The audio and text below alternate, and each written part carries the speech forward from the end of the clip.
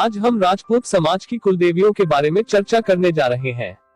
ऐसा माना जाता है राजपूत समाज के लोग अपनी कुलदेवी को हमेशा से पूजते आए हैं।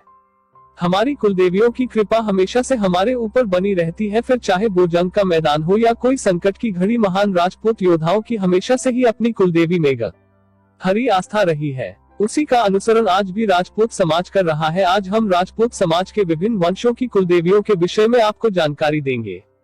चौहान वंश की कुलदेवी मां आशापूर्णा जी। चौहान वंश की कुलदेवी मां आशापुरा जी है। चौहान वंश के साथ साथ मां आशापुरा को कई और जाति के लोग अपनी कुलदेवी के रूप में करते हैं। ऐसा माना जाता है कि मां आशापुरा कभी भी अपने भक्तों का साथ नहीं छोड़ती है। दुख की घड़ी में जब भी किसी ने माता आशापुरा को पुकारा तो मां ने कभी भी अपने भक्तों को निराश नहीं किया। रणभूमि में उतरने से पहले मां आशापुरा के भक्त अपनी मां की पूजा अवश्य करते हैं और मां उनके भक्तों को कभी भी जंग के मैदान में हारने नहीं देती। न जाने कितनी पौराणिक कथाएं प्रचलित हैं जिनमें मां की महिमा का वर्णन किया गया है। परम पूज्य मां श्री आशापुरा जी का मंदिर राजस्थान के नाडौल में बना हुआ है, जहां भक्तों की भीड़ प्रतिदिन देखने को मिलती है। इसके अलावा गुजरात के लोग भी मां को काफी पूजते हैं। वहां भी मां आशापुरा के कई बड़े मंदिर मौजूद हैं। भदौरिया वंश की कुलदेवी मां भद्रकाली।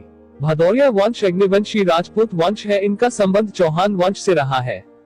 हमें इतिहास में भदौरिया वंश की काफी वीरगाथाएं सुनने को मिलती है। भदौरिया वंश में मां भद्रकाली जी को कुलदेवी की उपाधि दी गई है। ऐसा कहा जाता है कि भदौरिया वंश को बुलंदियों तक पहुंचाने में मां भद्रकाली का आशीर्वाद हमेशा साथ रहा। देश के विभिन्न राज्यों बड़ी संख्या में मौजूद है, जिनमें से गुजरात राज्य और उत्तर प्रदेश में प्रमुख मंदिर मौजूद है, जहां वर्ष भर भक्तों का तांता लगा रहता है। राठौर वंश की कुलदेवी मां नागणेची। भदौरिया राजपूत वंश के बाद बात करते हैं राठौर वंश की कुलदेवी मां नागणेचिया माता जी है। रणबंका राठौर की कुलदेवी की महिमा का वर्णन अद्भुत है। मां की कृपा के किस्से घर घर में प्रचलित है। मां नागणेचिया जी नागणेची नाम से भी प्रसिद्ध है। मां का नाम नागणेची नागना गांव के नाम पर पड़ा है, जो कि राजस्थान राज्य में मौजूद है। राठौर वंश के लोग आज भी अपनी को काफी पूजते हैं। किसी भी शुभ काम से पहले मां नागणेची की आराधना जरूर की जाती है। सिसोदिया वंश की कुलदेवी मां बाणमाता।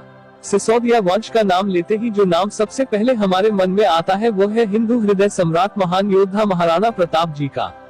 सिसोदिया वंश की कुलदेवी मां बाणेश्वरी माता जी है, जिन्हें की बाण माता के नाम से भी जाना जाता है।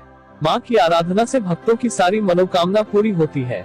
बाण माता जी का मंदिर चित्तौड़ के साथ कई अन्य प्रमुख शहरों में भी मौजूद है। माता के भक्त देश विदेश हर जगह काफी बड़ी संख्या में मौजूद है। ऐसा माना जाता है कि राजपूतों पर उनकी कुलदेवी की कृपा हमेशा बनी रहती है। प्रत्येक राजपूत का यह फर्ज है कि वह अपनी कुलदेवी को हमेशा पूजना चाहिए। प्रत्येक शुभ कार्य से पहले कुलदेवी का स्मरण बहुत जरूरी है। हमें अपनी कुलदेवी के बारे में जानकारी अवश्य होनी चाहिए। सोलंकी राजपूत वंश की कुलदेवी। सोलंकी वंश की कुलदेवी मां खीवज माता जी है। खीवज माता के मंदिर बड़ी संख्या में राजस्थान राज्य में है। यहाँ वर्ष भर भक्तों की एक बड़ी संख्या को देखा जा सकता है। परमार वंश की कुलदेवी सच्चिवाय माता जी है। सच्चिवाय माता का भव्य मंदिर जोधपुर से लगभग 60 किलोमीटर की दूरी पर ओसियो में स्थित है, इसीलिए इनको ओसियो माता भी कहा जाता है। कछवाहा राजपूत की कुलदेवी मां जामवाया माता जी है। इनका मंदिर राजस्थान में मौजूद है। गौड़ वंश की कुलदेवी मां काली है। मां काली की कृपा के किस्से काफी प्रचलित हैं। देश भर में मां काली जी के मंदिर मौजूद हैं।